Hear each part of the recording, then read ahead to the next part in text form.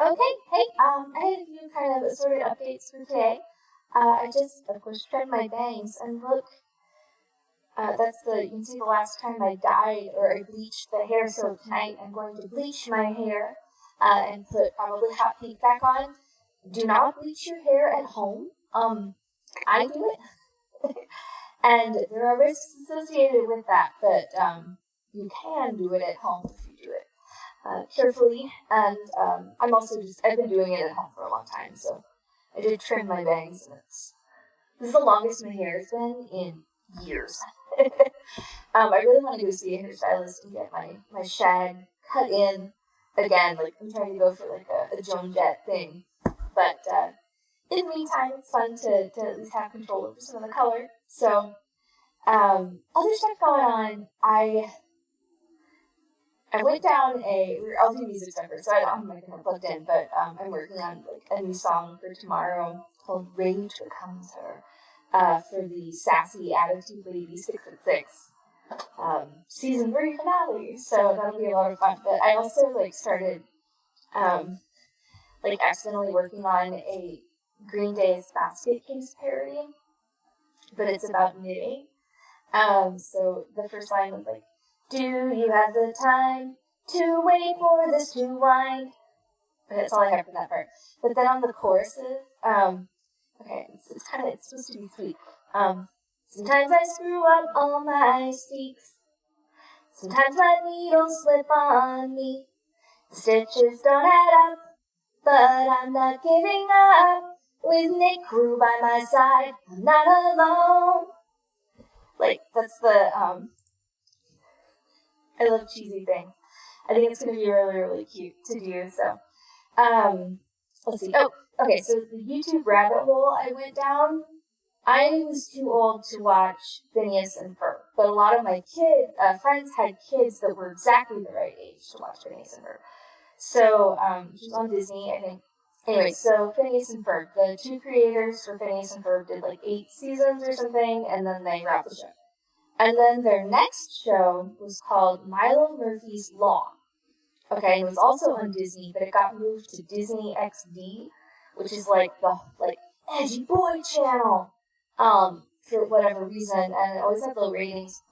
But they did some interesting things with that show. Also, this is not a show that I watched. I watched a couple YouTube videos by Kian Carlisle, which I will link. And what I thought was interesting is, one, during the original run of the show, there was a run, and then at the end of the first season, or midway through the first season or something, there was like this time travel element. And the idea was that in any subsequent reruns of the show, these time travel characters would be inserted into just the reruns. So like there was the original run, and then when it hit the season where the time travel stuff happened, then the subsequent reruns would be shown, and they were edits with these characters, which is cool. But if people can't catch the reruns, it's kind of useless, and that was the thing that they found with this show. But then another interesting thing I thought, and this is kind of what I wanted to talk about, the creators then made Milo's Murphy Law, and then they did a crossover. It turns out like the evil scientist and the platypus, I think, from Phineas and Ferb became series regulars on Milo Murphy's Law. Milo, by the way, voiced by Weird Al Yankovic. But and then from there, the crossovers started getting like more and more integral to the show, and it was almost as if they kind of like given up on the Milo Murphy characters, and they were making sort of a worse version of Phineas and Ferb. And then they left that to work on a Phineas and Ferb movie, which is fine. Like, I mean, the creators do whatever. Like, but I think that's interesting sometimes. Like when we move on from projects, and you start the next project, you want it to be different. But like, I wonder if, like, it's sort of like when you write fanfic and you kind of write the same story with like slight variations. and that's fine.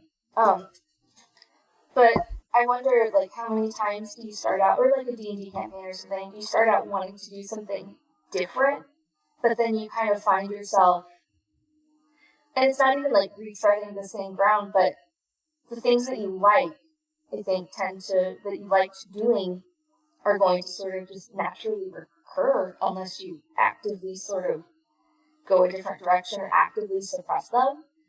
And I wonder, like, I was thinking about that, like, with songwriting, it's like, I don't think the songs all sound the same, but I see myself, like,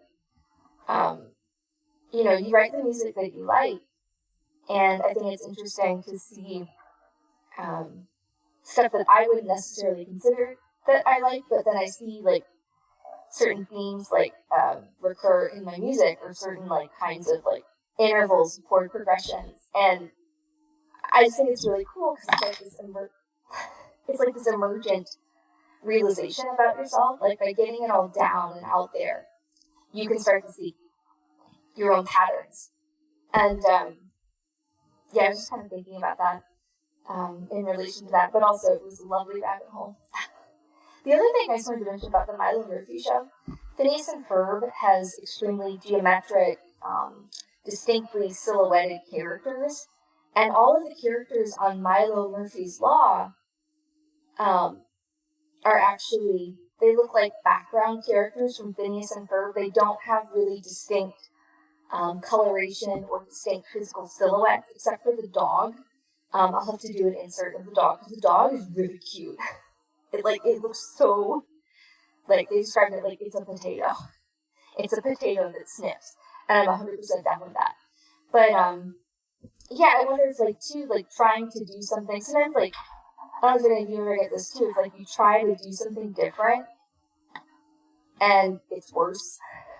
Either because you're not as practiced at the thing that's different, like maybe it's a new thing you're trying to do and learn how to do, and you'll enjoy it and get better at it. Or sometimes I wonder, and I notice this too when I'm trying to, like, write something, I'm like, oh, what is all this? But it's like, I wonder if sometimes it's worse because you don't enjoy it as much, whether or not you're more practiced at it or not. Like, you're not getting the creative, like, fulfillment or energy from it if you're not, like, either doing it as some kind of exercise, like, I want to challenge myself and do this, and it was hard, but I'm really proud of it, or I made this thing, it's not perfect, but I like doing this, so I'm going to do more of it, or, like, you're getting something out of that, right? But then if you're just doing it sometimes, and then there's, like, doing it for commercial purposes, like, I'm doing this because there's, like, this is a thing that's either in demand or a thing that's been requested or commissioned or something, and that's totally fine too. Like, there's still, like, I think, goals oriented to that. But if you're, like, doing it, like, you're trying to write, for me, like, if I'm trying to write a song that's different just to be different, and it's not necessarily, and I find myself not as interested in it. It's okay if it's hard or it doesn't sound as good, but if I just don't care, do you know what I mean? And I think that's an interesting balance to sort of strike between growth and pushing yourself and flexing creative muscles, and then also just doing what you like. So those are my thoughts for the week. I'm going to go bleach my hair. I hope that it goes well. Hopefully tomorrow for 6 at 6 you'll see me with a full set of bright pink hair. And thanks for tuning in. Bye.